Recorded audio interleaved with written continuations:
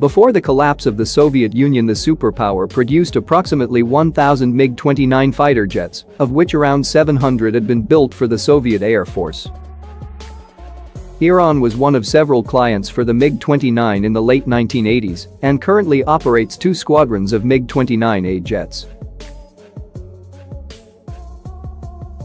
Russia was forced to retire hundreds of MiG-29s after its economy contracted sharply in the 1990s, and while it produces modernized MiG-29 airframes for export as the MiG-29M, which Egypt and Algeria both purchased, it also offers the original MiG-29A airframes of the Soviet era for foreign clients.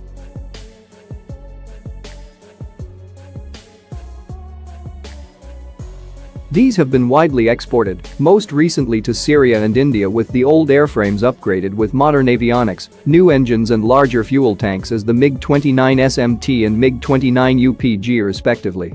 These are the cheapest Russian fourth-generation fighters offered for export and could potentially be acquired in large number by the Iranian Air Force for a modest price.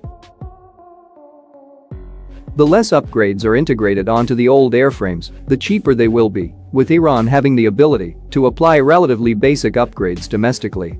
If equipped with modern R-77 active radar-guided air-to-air missiles, an asset Iran's existing MiGs notable lack, the MiG-29s will be a formidable presence air-to-air with overwhelming superiority over the country's current fleet of F-4s and F-5s.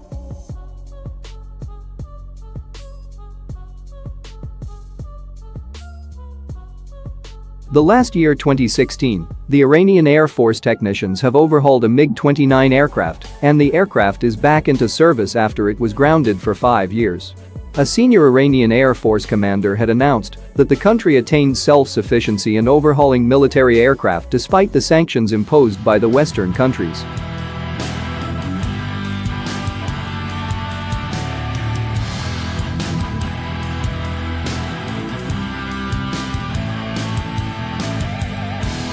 We have become self-sufficient in airplane overhauling, pilot training and many other fields, head of Shahid Satari Aviation Science and Technology University Brigadier General Mehdi Hadian was quoted as saying by Tasnim news agency Monday.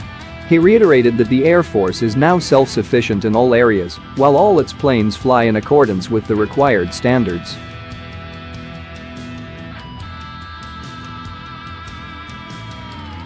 Iranian officials have always stressed that the country's military and arms programs serve defensive purposes and should not be perceived as a threat to any other country. In June, Deputy Chief of Staff of the Iranian Armed Forces for Logistics Major General Mustafa Azadi announced Tehran's preparedness to overhaul the most advanced jet engines in the world. "I can say that we are able to provide the infrastructures to overhaul the latest version of any engines within 3 to 4 months," Azadi said in Tehran.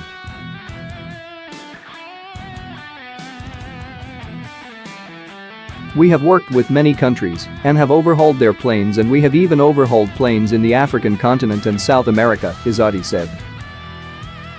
In August 2013, Iranian Air Force Commander Brigadier General Hassan Shah Safi underlined the need for long-term planning in the field of parts manufacturing and indigenizing production of the parts and components needed for his force's fighter jets and aircraft. "We should pay heed to airplane parts manufacturing more than before by adopting long-term planning in the field and looking at the faraway horizons," Brigadier General Shah Safi said.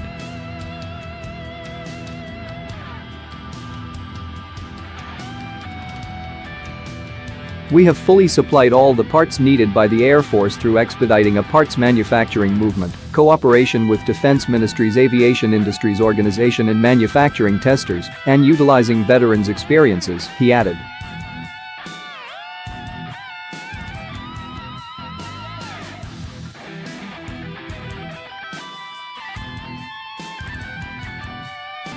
The Soviet Union's first fourth-generation fighter, the MiG-29, was faster than what NATO countries had, though limited by a somewhat short range. According to an American pilot who was able to fly Polish MiG-29s, the MiG-29 was highly maneuverable when needed, but seemed to use a lot of fuel to make that happen.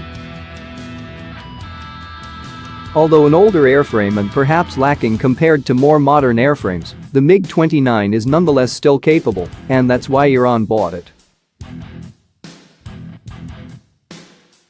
In 1997, the United States bought 21 MiG-29 fighter jets from Moldova in an effort to keep the capable airframes out of Iranian hands. 14 of the MiG-29 that the United States bought were later model MiG-29CS, which were at the time the most advanced variant available.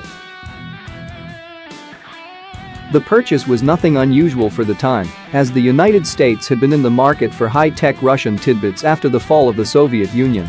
Cash-strapped Moldova had no use for the high-tech fighters and apparently gladly sold them to the United States. The arms purchase was part of the U.S. Cooperative Threat Reduction Program, a 3-year-old, $380 million effort to move to safety many of the remnants of the Soviet arsenal and was intended to prevent Iran from gaining an edge over its regional adversaries. Under the U.S. Cooperative Threat Reduction Program, the United States bought up a large number of technologies it wanted to keep out of the hands of terrorists, adversaries, or rogue states like North Korea or Iran. Perhaps the most notable success of the program was the fascinating story of Project Sapphire, in which teams from the United States clandestinely flew to Kazakhstan to remove large quantities of uranium that had been misplaced and forgotten after the Soviet collapse. Perhaps it was not enough. The New York Times reported in 1992 that Iran had acquired an enormous arms package from a number of Eastern European countries, as well as China and North Korea. The Saudi and French officials, who spoke on condition of anonymity, said Iran spent or committed $3.2 billion on arms in 1988 and 1989, primarily to the former Soviet Union for MiG fighters and tanks. In the heady days after the Soviet collapse, the purchase came often. In 1990 and 1991, these officials say, Iran spent or pledged $4 billion more to buy tanks, missiles and fighter jets. These weapons, most of which have been acquired, include 24 MiG-31s, 24 MiG-27s, 68 MiG-29s, 12 Tupolev 22M bombers, and several radar-detecting Ilyushin 76s, largely bought from the former Soviet Union and from Russia. Although Iran's airframes are piously old and incredibly overworked, they are still potent in some scenarios. American efforts may have been in vain after all.